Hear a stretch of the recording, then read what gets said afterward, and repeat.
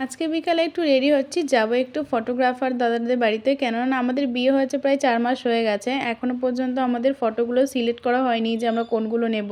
এই জন্য তো আমরা আজকে ঠিক করেছি যে আজকে বিকালে গিয়ে ফটোগুলো চুজ করব, না হলে তো অ্যালবামটাও দাদারা তৈরি করতে পারছে না, দাদাদেরও খুব অসুবিধা হচ্ছে। তাই জন্য এখন রেডি হচ্ছে দুজনা। যেহেতু আমাদের দুই বাড়ির ফটোই একটা দাদাই করেছিল, তাই জন্য তো আমাদের দু জায়গায় ফটো চুজ করতে হবে, বেশ খানিকটা টাইম লাগবে। ওই জন্য আমরা একটু বিকালই বেরোতে চেয়েছিলাম। তো এখন 5:30টার মতো বাজে, এখন আমরা বেরোচ্ছি। আর এখন তো প্রায় পুজো চলেই আসলো, কিছুদিন পরেই তো পুজো শুরু হয়ে যাবে। আর এদিকে দেখো পুজোর প্যান্ডেলও কিন্তু অনেকটা প্রায় হয়ে এসেছে। তারপরে তো দাদাদের বাড়ি চলে এসেছিলাম। আসার পরে তো প্রথমে আমাদের বাড়ির ফটোগুলো চুজ করতে বলেছিল, তাই আমরা প্রথমে আমাদের বাড়ির ফটোগুলোই দেখছিলাম। তাই এখানে কিছুক্ষণ ধরে আমরা বসেছিলাম। বৌদির চাও করে দিয়েছিল, সেটার ক্লিপ নিতে ভুলে গেছি।